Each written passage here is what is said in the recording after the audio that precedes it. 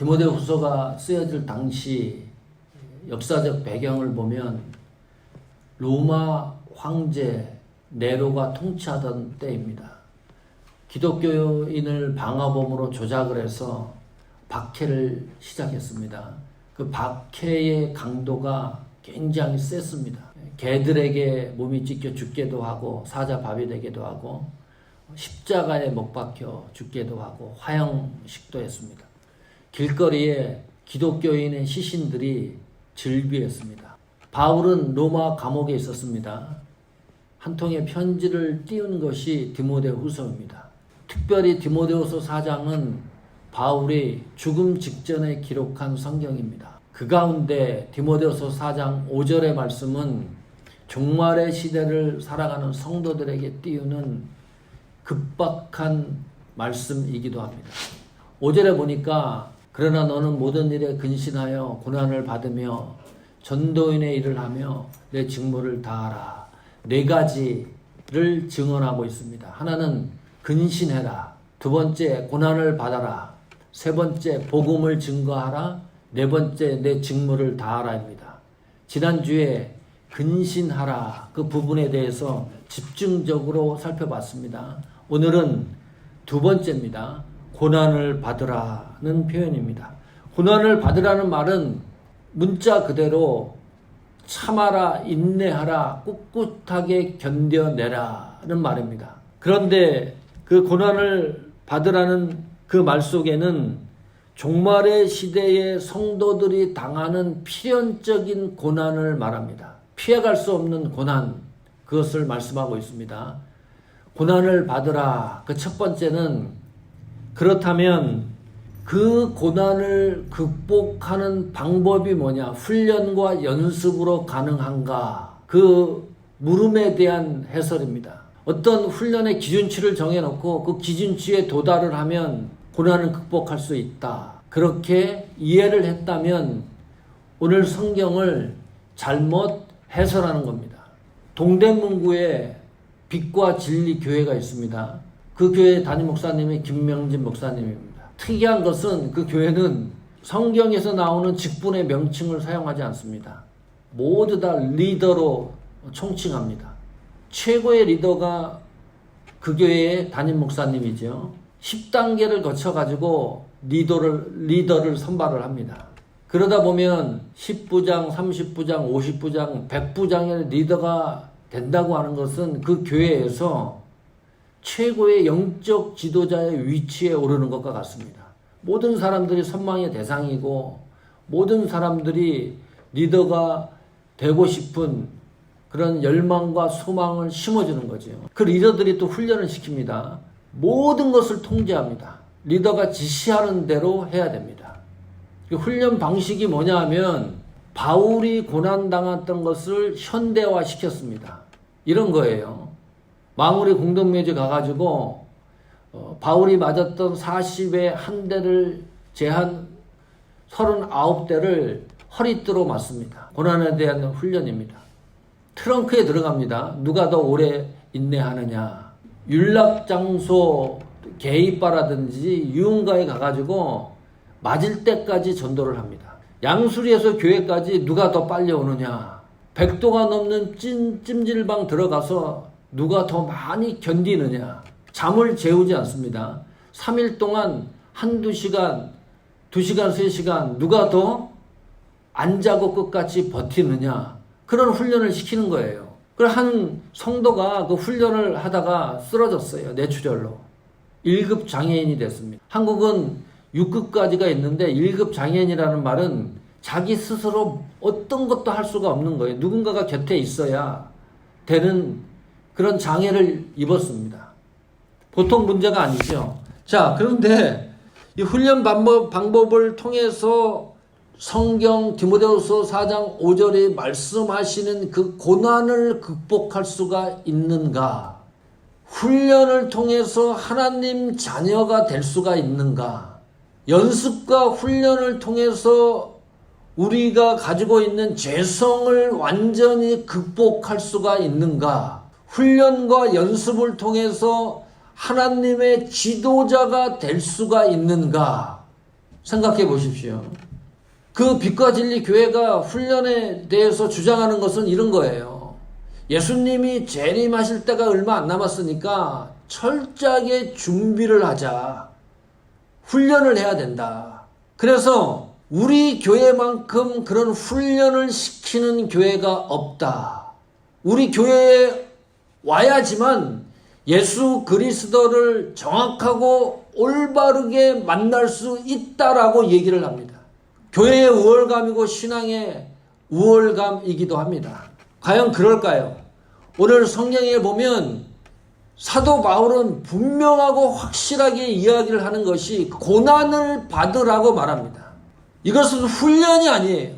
이 고난은 연습을 하라는 말도 아닙니다. 성도면 지금 현재 그 고난을 당당하고 힘있게 받아들이고 헤쳐나가라는 말씀입니다. 성도들이 당하는 고난은요, 연습한다고 그 문제가 결코 해결되지 않는다. 두 번째입니다. 고난을 받으라. 이 말씀은 고난의 개념에 대해서 생각해 봐야 됩니다.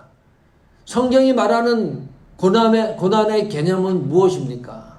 그 시대 성도들을 생각해 보십시오. 언제 어떻게 죽어갈지 모르거든요. 고난을 당하고 있는데 거기다 더 고난을 받으라고 하는 거니까 어떤 성경이 이야기하는 고난에 대한 특별한 개념이 있을 것이다. 자, 고난에 대해서 생각해 보십시오. 보통 저희들이 생각하는 고난입니다. 사업이 잘 됐는데 안 되는 거 힘들죠. 지치고 견디기 어렵습니다. 부부가 이혼을 했습니다. 또 자녀들이 속을 새깁니다. 마약을 하고 깽단에 들어가고 감옥을 왔다 갔다 합니다. 직장에서 갑자기 해고를 당했습니다. 보통 어렵고 힘든 게 아니죠. 결혼할 상대와 또 헤어졌습니다. 그것도 견디기 힘든 감정입니다. 코비드-19 때문에 이런 상황이 벌어지면 이것은 신자와 불신자 모두가 당하는 고난입니다. 신자만이 당하는 고난이 아니에요. 불신자들도 똑같이 어려움과 괴로움과 지치는 거지요. 이 상황과 환경 속에서 보통 사람들은 고난이라고 얘기했을 때 또 믿는 성도들도 일반적인 고난을 생각을 하는 거죠. 과연 그럴까요? 성경은 그런 고난을 이야기하는 걸까요?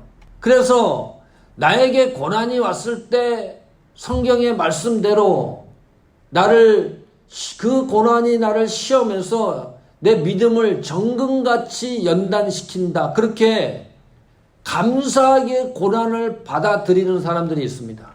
그 성도는 굉장히 수준이 높은 성도예요. 믿음에 있어서.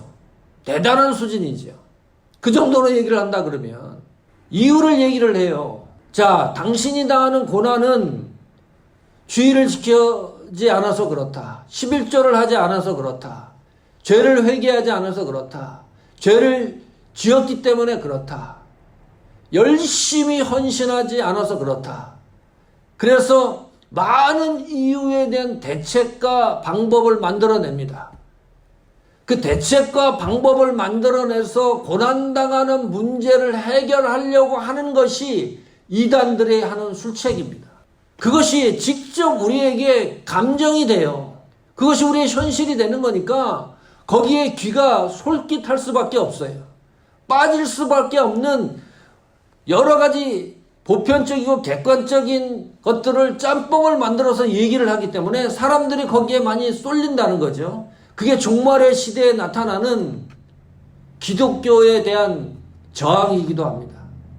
자, 그렇다면 이런 거죠. 디모데후서 1장 8절 보십시오. 그러므로 너는 내가 우리 주를 증언함과 또 주를 위하여 갇힌 자 된 나를 부끄러워하지 말고 오직 하나님의 능력을 따라 복음과 함께 고난을 받으라 그랬습니다. 성경을 가만히 보시면 복음과 함께 고난을 받으라. 복음의 핵심이 예수 그리스도예요. 다른 말로 하면 예수 그리스도와 함께 고난을 받으라. 그런 말이죠. 지금까지 신앙생활을 해 오면서 나는 과연 예수 그리스도를 때문에 예수 그리스도를 위하여 고난을 당하신 적이 있습니까? 고난 받으신 적이 있습니까?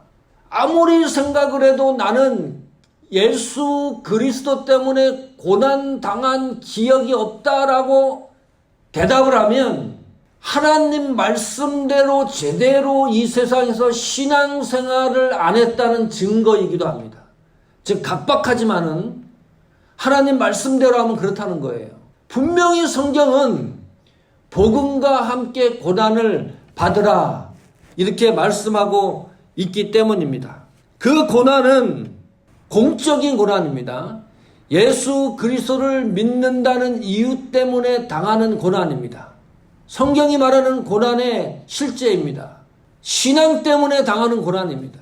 하나님 앞에 헌신하고 애쓰다가 당하는 그 고난을 이야기한다. 일반적인 고난을 이야기하는 게 결코 아닙니다. 인정하기가 힘들더라도 이것은 인정할 수밖에 없는 사실입니다. 분명히 바울도 고난을 받으라고 이야기를 하고 있기 때문입니다. 지금 우리가 로마 시대와 같은 그런 환경을 지나가고 있지 않습니다. 누가 우리한테 와가지고 신앙을 갖다가 강제하고 예수 그리스도를 믿으면 당신은 죽는 거고 예수 그리스도를 믿지 않으면 살 수 있다라고 그렇게 얘기하지는 않잖아요. 그렇다면 이 현실에서 예수님의 고난을 경험하고 참여하는 방법이 뭔가? 성경은 계속해서 예수 그리스도를 믿는 이유 때문에 고난을 받으라고 말하고 있기 때문입니다. 그것이 종말의 시대든 과거든 앞으로 우리가 하나님 나라에 갈 그 시기가 다가오는 미래의 시간이든 관계없이 성도는 고난을 받으라고 말하고 있기 때문입니다. 마태복음 5장에는 이런 기록들이 있어요. 39절부터 보면 오른뺨을 치거든 왼뺨도 돌려 맞아라. 누가 나를 송사해요? 내가 죄가 없는데 걸고 넘어지는 거죠. 속옷을 가지고자 하면 겉옷까지 주라고 얘기합니다. 억지로 1마일을 함께 가자고 하면 2마일까지 같이 동행하라고 얘기합니다. 구하는 사람들에게 거부하지 말고 꾸고자 하는 사람들에게는 거절하지 말라고 얘기합니다. 이웃을 사랑하라고 얘기합니다. 원수를 미워하지 말라고 얘기합니다. 저 인간이 도무지 내가 용서할 수가 없어요. 꼴도 보기 싫어요. 그런데 성경은 그 원수를 미워하지 말고 사랑하라고 얘기를 하는 거니까 그것은 뭐예요? 내 개인 감정으로는 절대 할 수가 없는데 하나님 말씀대로 하다 보면은 어떤 어려움이 있어요. 나한테 감정의 어려움도 있고 그것을 헤쳐나가는 고통도 있습니다. 그것은 그리스도 때문에 당하는 고난이라는 거죠. 원수를 사랑하며 또 핍박하는 자를 위하여 기도하라 그렇게 말했습니다. 저 말씀대로 하면 힘들 수밖에 없습니다. 이 세상 사람들이 성도들을 미워할 수밖에 없습니다. 가만히 두지 않습니다. 마태복음 5장 45절에 보면 이같이 한즉 하늘에 계신 너희 아버지의 아들이 되려니 라고 기록해놨는데 현대인의 성경을 그렇게 하는 것이 하나님 아버지의 자녀된 도리입니다. 그러니까 하나님의 자녀가 되는 도리가 뭐냐? 지금까지 쭉 열거한 그런 말씀대로 하는 거지요. 그 말씀대로 하는 자체가 쉬운 게 아니에요. 어렵고 힘들고 지치고 내가 당할 수도 있어요. 그러나 그 모든 고난들이 예수 그리스도 때문에 내가 당하는 거지 내 개인적인 감정에 의해서 당하는 게 아니다. 그 말씀을 하고 있는 거죠. 고린도후서 5장 15절에 보면 저가 모든 사람을 대신하여 죽으심은 산 자들로 하여금 다시는 저희 자신을 위하여 살지 않고 오직 저희를 대신하여 죽었다가 다시 사신 자를 위하여 살게 하려 하심이라. 이게 성도의 본분입니다. 우리가 사는 것은 예수 그리스도 때문에 고난도 감수하라는 거예요. 어려움도 감수하라는 거예요. 나에게 고난이 없다 그러면 찾아서라도 고난을 당해야 돼요. 성경대로 하자 그러면. 그런 것이 내 신앙 속에 쌓이고 쌓여야 된다는 말이죠. 고난을 받으라. 세 번째는, 그렇다면 고난을 이겨내는 성경적 진술은 무엇입니까? 종말의 시대에 고난을 이겨내는 방법은, 답은 뭡니까? 없다입니다. 인간의 힘과 노력으로는 필연적으로 성도들이 당하는 고난을 스스로 이겨낼 방법이 없다. 이것이 정확한 해답입니다. 예수님이 십자가에 달려서 고난 당하기 전에 제자들을 다 불러서 모았습니다. 너희들은 다 흩어진다고 얘기했습니다. 베드로가 대답합니다. 다른 사람들은 모두 예수님을 부인할지언정 나는 예수님을 부인하지 않겠습니다. 예수님이 다시 대답합니다. 너는 나를 3번 부인할 것이다. 미래의 시간에 대해서 예시를 했습니다. 그 얘기를 들었던 베드로가 또 대답을 합니다. 아유, 절대 그런 일이 없습니다. 나는 예수님을 죽도록 따를 겁니다. 내가 죽을지언정 예수님을 따라갈 것입니다. 부인하는 일은 결코 없을 겁니다. 곁에 있던 제자들도 모두 베드로의 그 말에 동조했습니다. 우리도 그렇게 할 겁니다. 베드로가 그 당시에 고백한 그 내용이 예수님에게 사기치는 고백이 아닐 겁니다. 베드로가 그렇게 고백한 것은 베드로의 신앙 양심에서 나온 고백일 수 있습니다. 문제는 고난이 다가오니까 자기가 고백했던 그 모든 것들을 잃어버리고 예수 그리스도를 3번 정확하게 부인하기 시작을 합니다. 왜 그런 걸까요? 다음 이야기를 들어보십시오. 2004년도에 6월 달입니다. 이라크 전쟁이 끝날 지점에 IS, 그 전신이 유일신과 성전이라는 이 테러 단체였습니다. 한 사람이 체포되는데 이름이 김선일입니다. 예수님을 믿었던 사람이니까 형제지요. 33살에 6월 22일 날 처형이 됩니다. 죽기 직전에 전 세계에서 중계를 했어요. 기억나실지 모르겠어요. 한국은 제발 이라크에서 철군하라. 나는 절대로 결코 죽고 싶지 않다. 당신들의 목숨도 소중하지만 내 목숨도 소중하다. 이것이 마지막 음성이었습니다. 그리고 현장에 이슬로 사라졌습니다. 한국 교회에서 그 문제가 논쟁거리가 됐습니다. 과연 김선일 형제를 순교자로 불러야 되느냐. 이 논쟁이 지금도 미비하게 계속 이어지고 있습니다. 어떤 대형교회 목사님은 그렇게 얘기를 했어요. 왜 이왕 죽을 거면 마지막까지 전도하는 모습을 보이고 죽어야지 왜 공포로 벌벌 떨면서 죽나. 어떻게 생각하세요? 이 김선일 형제는 이라크에 가서 복음을 전하기 위해서 아람어, 영어도 마스터했고 부산신학교 가가지고 신학과 선교학을 공부했던 청년이었습니다. 만반의 준비를 하고 이라크를 간 거예요. 신앙심이 없었던 게 아닙니다. 그 어렵고 급박한 현장 속에서 자기에게 주어진 헌신의 사명을 다 하기로 작정을 하고 이라크로 들어가서 그런 변을 당했거든요. 예수 그리스도에 관해서 내가 로마 시대처럼 또 이라크 전쟁에서 나왔던 이런 상황처럼 사느냐 죽느냐 하는 문제에 딱 내가 서 있을 때 어디를 선택하시겠습니까? 죽음을 선택하는 거 쉬운 일인가요? 고민스러울 거예요. 이 보통 어려운 일이 아닙니다. 죽느냐 사느냐 하는 문제예요. 내가 예수 그리스도를 부인하면 살 수가 있어요. 우리 인간은 뭐 신앙심이 있던지 신앙이 없던지 죽느냐 사느냐 하는 시점에 딱 도달하면 내 생명을 생각한다니까요. 내 생명의 존엄성을 생각한다니까요. 어찌했든 살아야 될 거 아닙니까? 지금 김선일 형제 사건을 보고서 무지하게 비판하는 사람들이 있습니다. 그러면 그 순간에 정말 나는 당당하게 죽을 수가 있을까? 그 물음에 대해서 생각해 보세요. 결코 쉽지 않습니다.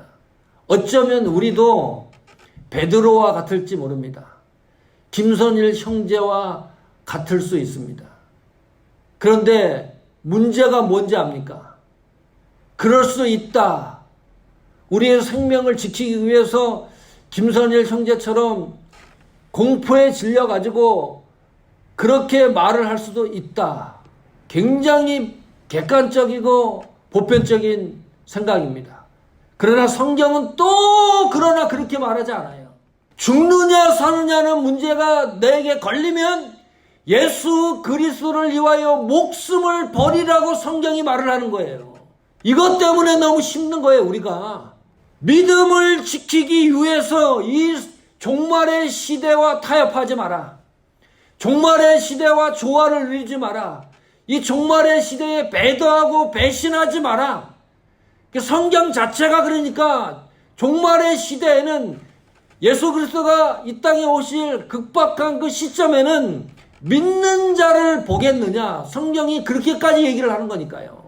가혹할 수 있습니다. 그래서 이 고난의 환경을 어떻게 이겨내느냐. 성경적 진술이 그래서 저희에게 필요한 거예요. 빌립보서 1장 27절부터 29절입니다. 오직 너희는 그리스도 복음을 합당하게 생활하라. 이는 내가 너희를 가보나 떠나 있으나 너희가 일심으로 서서 한뜻으로 복음의 신앙을 위하여 협력하는 것과 복음을 위해서 합당하게 생활하라. 천국 시민처럼 당당하게 이 세상에서 지켜나가라는 거죠. 그 뜻을 협력해서 어렵고 지칠 때 하나님의 복음에 합당한 사람들이 모여서 그 하나님의 뜻을 잘 읽어 나가라. 29절에 보면 아무 일에든지 대적하는 자를 인하여 두려워하지 아니하는 이 일을 듣고자 함이라. 이것이 저에게는 멸망의 길이요. 우리를 대적하는 사람들의 그 길의 방향성은 멸망의 징표라는 뜻입니다. 너희에게는 구원의 병거니 이는 하나님께로부터 난 것이니라. 그러나 우리에게 있어서는 그것이 구원의 징표이기도 하다. 29절입니다. 그리스도를 위하여 너희에게 은혜를 주신 것은 다만 그를 믿을 뿐 아니라 또한 그를 위하여 고난도 받게 하심이라. 이것이 고난의 시대를 살아가는 우리들이 이겨내는 성경적 진술의 방법입니다. 하나님이 은혜를 주셨어요. 그 은혜 주신 것은 뭐예요? 예수님을 믿게 하는 은혜입니다. 그 다음에 두 번째는 예수 그리스도를 위하여 고난이 반드시 있는데 그 은혜가 그 고난을 이겨내는 힘이다. 우리 노력으로 안 된다는 거예요. 어렵고 지치고 힘드는 일, 그것이 보편적인 고난이든 필연적으로 예수 그리스도를 믿는 것에서 오는 고난이든 관계없이 우리의 노력으로는 고난을 극복할 길이 없다. 그 고난을 극복하게 돼서 안 되면 어떻게 될 거예요? 배도하고 배신하고 또 사기도 치고 죽을 수도 있어요. 내가 그걸 어떻게 해보려고 하니까 성경이 말하는 것은 은혜를 얘기하는 겁니다. 하나님 은혜가 고난을 견디게 하는 힘이다. 어려운 일이 있을 때 그것을 해결하는 것이 목적과 그것이 우선이 아니라 내 속에 은혜가 있느냐. 종말의 시대를 살아갈 때 저희들이 깊게 생각해야 될 것은 내 속에 은혜가 식지 않도록 애를 써야 되는 거죠. 이게 첫 번째 이유입니다. 그렇게 해야 되는 거예요. 은혜가 식어지면 잘 알아요. 신경질 안 낼 거 신경질 냅니다. 내 속에 은혜가 약해지면 나에게 저돌적으로 미워하는 사람을 용서할 마음이 티끌만치도 없습니다. 고난을 이겨내는 힘과 능력은 은혜이다. 그것이 시대를 살아가는 방법입니다. 또 하나 볼까요? 성경 고린도후서 1장 5절 6절입니다. 자, 그리스도의 고난이 우리에게 넘친 것 같이 우리의 위로도 그리스도로 말미암아 넘치는도다. 고난과 위로가 같이 갑니다. 6절입니다. 우리가 환난 받는 것도 너희의 위로와 구원을 위함이요 혹 위로 받는 것도 너희의 위로를 위함이니 이 위로가 너희 속에 역사하여 우리가 받는 것 같은 고난을 너희도 뭐예요? 견디게 하느니라. 승리하게 한다. 승리케 한다. 그 말입니다. 위로가 몇 번 나와요? 5절 6절에 5번 나옵니다.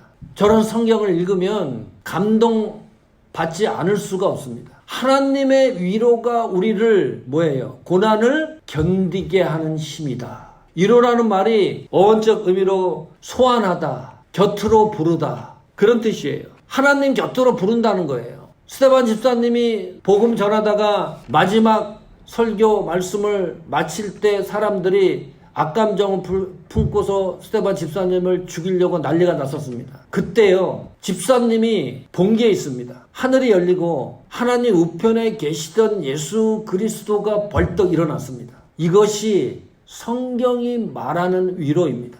돌에 맞아서 돌아가시는데 장렬하게 전사합니다.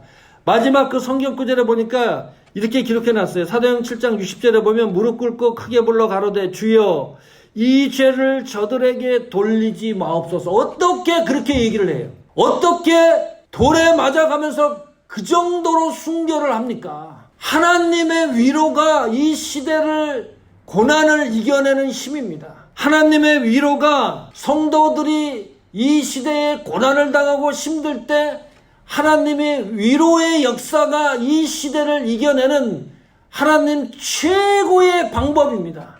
위로를 경험했다면 이술리에 마음껏 선용하십시오. 내가 하나님 앞에 위로를 받았는데 그 위로 받은 것으로 세상을 향해서 사람들을 향해서 비판하는 것이 아니라 내가 받은 위로를 스데반 집사님처럼 마음껏 불신자들에게 연약한 성도들에게 그 위로를 선용하는 것, 그것이 이 시대 종말의 시대를 살아가는 성도들의 자세입니다. 하나님의 은혜와 위로가 종말의 시대의 고난을 이겨내는 놀라운 힘입니다. 그 은혜와 위로로 이 시대를 넉넉히 극복해 나가시기를 간절히 축복합니다.